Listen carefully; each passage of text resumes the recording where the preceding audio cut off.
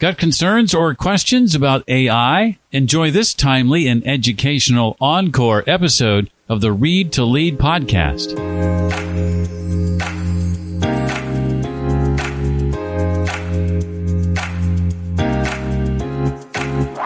Hey everybody, this is Jay Baer, president of Convince and Convert and author of the New York Times best-selling business book Utility. You are listening to my pal Jeff Brown on the Read to Lead podcast. There is absolutely no doubt that artificial intelligence, AI, is as hot a topic as it's ever been. And although we don't have to worry about evil robots rising to power and turning us into pets, and we probably never will, artificial intelligence is here to stay, and we must learn to separate fact from fiction and embrace how this amazing technology enhances our world. Hi, I'm Jeff Brown, and you found the Read to Lead podcast, the podcast dedicated to your personal and professional growth. I'm here because I believe that if you want to achieve true success in your business and in your life, that intentional and consistent reading is a must. I'm going to help you not only narrow your ever-important reading list, but bring you key insights and main ideas from the books written by some of today's most successful and inspiring authors. Today, we'll be joined by Stephen Shwartz. He's author of the book, Evil Robots, Killer Computers, and Other Myths: The Truth About AI and the Future of Humanity.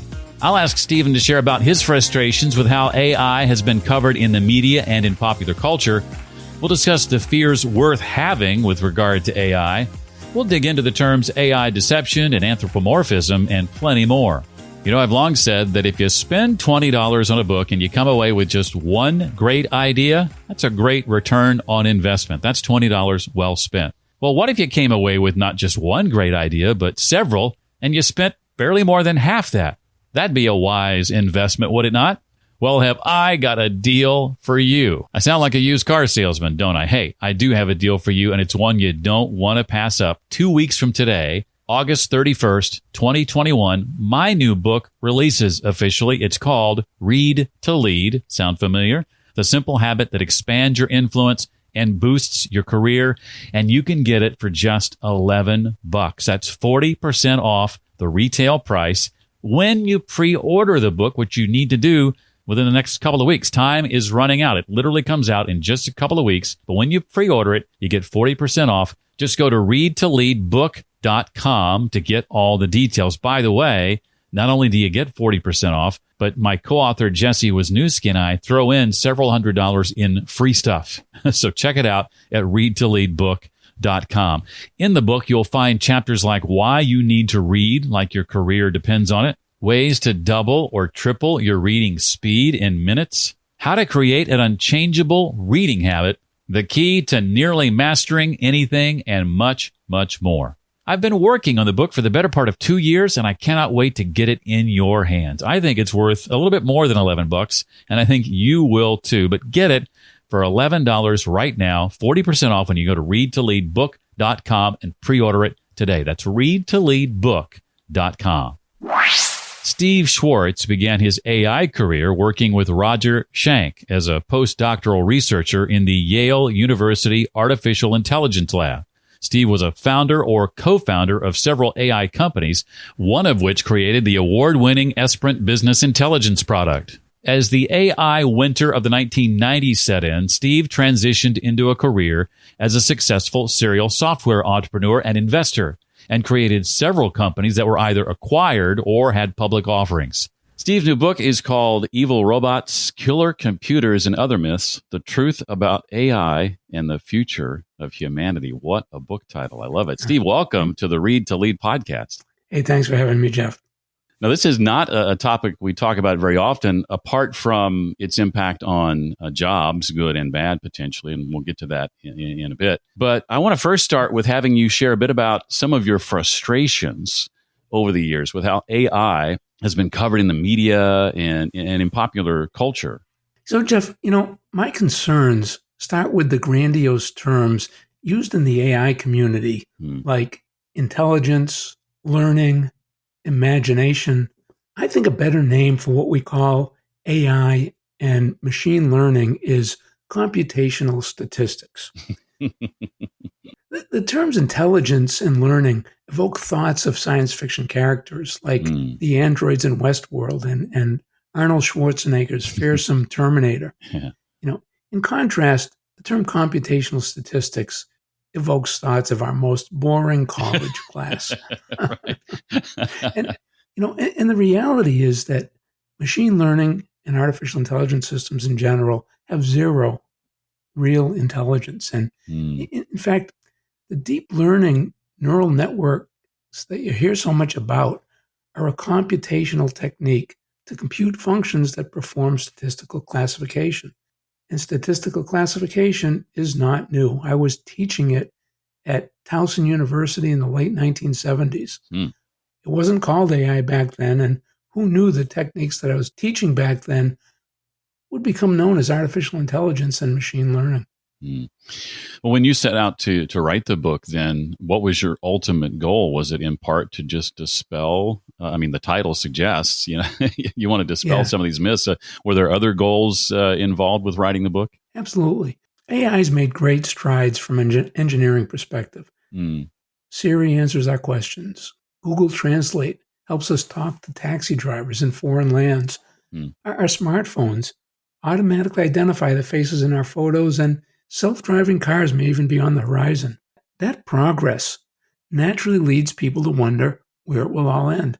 Will AI robots get so smart they try to exterminate us or turn us into pets or just take all our jobs? Tesla founder Elon Musk said that AI is humanity's biggest existential threat. So in my book, what I try to do is explain in very simple terms how AI works and why AI systems are not going to become intelligent enough to have the ability to exterminate us, to turn us into pets, or to take all our jobs. And I'm pretty sure this won't happen in our lifetimes or our children's lifetimes. And what you're getting at, if memory serves, is basically the difference between AI, artificial intelligence, and simple computations, and what's called artificial general intelligence, right? That's right. Yeah. So each of today's AI systems performs a single task that previously required human intelligence. And if we compare these systems with the AGI systems of science fiction lore and with human beings, there are really two striking differences.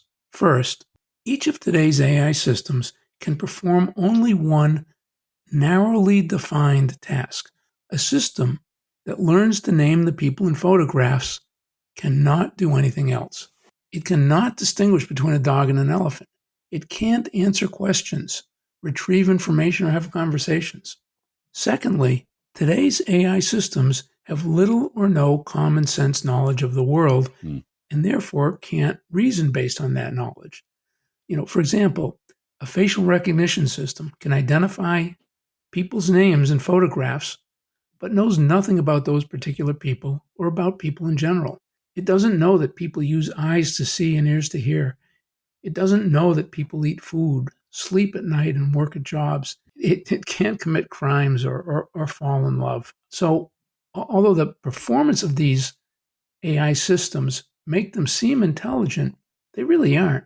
And in contrast, people and these fictional AGI systems can perform large numbers of dissimilar tasks, not just one narrowly defined task. We not only recognize faces, we read the paper, we cook dinner, we tie our shoes, we discuss current events, we perform many, many other tasks. We also reason based on common sense knowledge of the world. For example, we use our knowledge of gravity when we take a glass out of the cupboard. We know that if we don't grasp it tightly enough, it'll fall. This isn't conscious knowledge derived from a definition of gravity or a description in a mathematical equation. It's unconscious knowledge. It's derived from our lived experience of how the world works. And we use that kind of knowledge to perform dozens, hundreds, thousands of tasks every day. And artificial intelligence just isn't there yet and may never be. But what, in your view, are the fears worth having, Steve, with regard to AI? So two of the biggest issues are privacy and discrimination. One of the most important applications of AI today is facial recognition. And facial recognition has many benign uses, like naming the people in the pictures we take on our smartphones. It's used to detect terrorists at airports, violent criminals in our malls, and it's even been used to catch child traffickers. But facial recognition can be used to invade our privacy. I don't know if you remember George Orwell's famous book, 1984. Oh, yeah. I had to read it in school. Yeah. Well, he described a society in which people are monitored 24/7. Well, facial recognition technology is enabling that today, and it's happening in China. The Chinese government's Sharp Eyes project is connecting security cameras across China in an effort to monitor all 1.4 billion people and to identify and monitor dissidents and criminals 24/7. It's even been used to catch toilet paper thieves. And, in addition to privacy, facial recognition and other AI tools can be discriminatory. So facial recognition systems have been proven to falsely identify minorities at a much higher rate than white males. And similarly, there are issues around the ability of AI systems that make decisions on bank loans and other things to explain how they reach the decisions to ensure they're not discriminatory. Interestingly, the Western world is handling these issues of privacy and discrimination very differently from China. So, for example, facial recognition is being banned in public places in both Europe and the US, and both are starting to require explanations when computer systems make life-altering decisions. But I'll tell you, my biggest fear around AI is self-driving vehicles. Computers in self-driving cars are incredibly fast, they won't fall asleep, and they won't drive drunk. So many people reason self-driving vehicles will be safer than human drivers, but that's a faulty assumption. Computers cannot do one critical function that keeps human drivers safe. They can't think and reason, and people use thinking and reasoning to handle the unexpected events that happen regularly in everyday driving. So there are reasons to think they might be safer and reasons to think they might be less safe. Self-driving environments where unexpected events occur are unlikely to be safe. But there are environments where these unexpected events are unlikely. So, for example, self-driving vehicles that shuttle people back in a corporate park from one point to another, running at 5 miles an hour, are unlikely to encounter unexpected incidents. So they'll be safe. At the other extreme are consumer vehicles. If we allow self-driving consumer vehicles on the road, we're probably going to see a lot of accidents. And in the middle are self-driving taxis that are limited to specific city streets, times of day, and weather conditions. And, those might be proven to be safe, and we might actually see those soon. Well, Steve points out that there have been, so far, 3 AI hype cycles, I think, if I'm getting the term correct.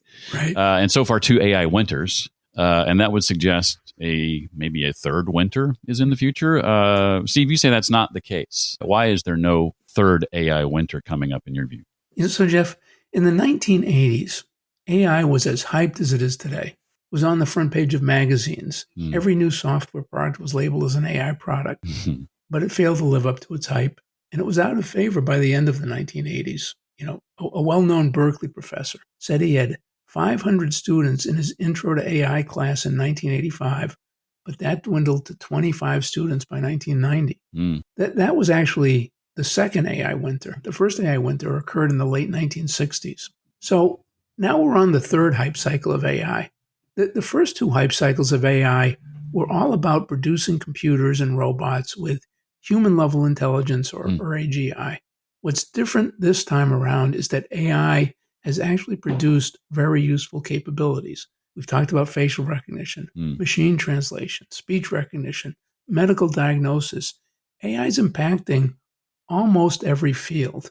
So in this third hype cycle, even though AI will again fail to produce human-level intelligence or AGI, because it's producing very useful single-task applications, investment will continue, class sizes will remain large, and I don't think there'll be a third AI winter. You talked a bit earlier about some of the fears that I asked you about, some of the things we should be afraid of. Expound a bit on the topics of deception and anthropomorphism, if you can kind of define how that relates to AI. Sure. So one of the biggest issues around AI is deep fakes.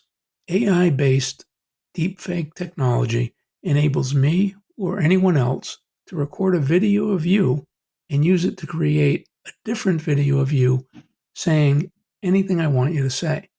So imagine the impact of a fake video of a presidential candidate saying that he or she hates all blacks and Latinos. So that's one big issue around deep fakes. On the anthropomorphism side, anthropomorphism refers to the tendency of people to believe computers and robots are smarter than they really are. They like develop feelings for them even, right? Like develop feelings, absolutely. But it's that psychological thing that if the computer said it, it's got to be right. I'll give you an example. This was years ago when I was a graduate student. The professor that led the AI lab at Yale University every year used to take his graduate students on a field trip to Belmont Park. And we'd all sit there in the grandstands, and he'd stand in front of us and explain to us how to handicap the horses. And, you'd kind of see the pundits off to the side, pointing, who's this guy? What does he know? He doesn't know anything. And one day, Roger was his name. Roger he had some notes written on a piece of green and white computer paper. So he took out the green and white computer paper and started, going through his notes. And the pundits crowded in. They saw the computer paper and they said, oh, the computer must have produced this. He must know what he's talking about. And that tendency is exacerbated when robots are made with human-like faces. Being able to manufacture a robot that has a human-looking face is a significant feat of manufacturing. But there's no reason to assume that the robot has any intelligence just because it has a human face or human-like eyes. But people do exactly that, and as you mentioned, there have been people even get emotionally attached. There was an example in the military of bomb disposal robots that people got attached to, and if they got blown up, people were really upset. You reminded me as you were talking, Steve, I just got a survey from Amazon yesterday or the day before. I'm a recent purchaser of an Echo Show in my kitchen. Yeah. And it was interesting to me that the survey was asking me questions related to how I feel about the show. Do I think of, and I don't want to say her name because there's another one in this room, but do I think of her as a member of the family? Questions of that nature, those anthropomorphistic, if that's a word, like questions, Yep. which I thought was really funny. Yeah, and the vendors are trying to promote that anthropomorphism. If we can think of, I won't say the name because I don't want to trigger your machine, but if we think of those as lifelike or parts of the family, we're more likely to use them, more likely to interact with them, and more likely to spend money on them. Yeah, for sure. They've got me to spend money on 3 of them so far. So yeah, well, I've got one from Amazon and one from Google. You got to be in both camps. Awesome. Give us a bit of insight, Steve, into your history with reading. I'd be curious to know if the habit of reading consistently and intentionally is something you practice, and if so, how would you say it has played a role in your success, if it indeed has? Jeff, I've always enjoyed self-directed learning from books and other materials, and I've always disliked sitting in a classroom setting and being taught. So, as a result, I was fairly unmotivated in my classwork, as a student, but read a great deal outside of high school. So when it became time to choose a college, I chose one that emphasized self-directed learning and in fact had no grades. The name of it was New College in Sarasota, Florida. It attracted people like me with high SAT scores and not so good grades. And I prospered there. Awesome. What about a book or two that maybe you find yourself recommending? What are some books you've read over the years that have truly impacted you? On the AI front, my favorite book of all time was by my AI mentor, Roger Shang, named Scripts, Plans, Goals, and Understanding. And that was probably the most influential book on on my AI career. But I've also spent a lot of time in business, and there have been a lot of business books that have influenced me. I've spent a lot of time overseas and really enjoyed learning about other cultures. And over the years, I've always gone back to a book named Kiss, Bow, and Shake Hands. Whenever I would travel, I would look up the chapter on that country or that area of the world, and it would explain the culture and the cultural practices. And I found both reading the book interesting and actually learning the actual cultural practices of wherever I was traveling. And I'd say last, in my business career, I've spent a lot of time on acquisitions, both with my companies getting acquired and acquiring other companies. And one book that I encountered early on in my career named Three Frogs on a Log is kind of still the Bible for how to merge companies. Three Frogs on a Log. I'm not familiar with that one. I have to check that out. Yeah, it came in, I'm going to say mid-'80s. Okay. Well, what would you say now with the book having been out for the better part of this year? What's ahead for you and your team that you're excited about and able to share with us at this point? Yeah, I retired from my most recent startup, Device 42, a year ago, so I could finish my book on AI. And right now, I'm thinking about what to do next. I haven't crystallized the idea, but I'm thinking of maybe starting another AI company in the natural language processing area. Oh, interesting. I have to keep my eye on that.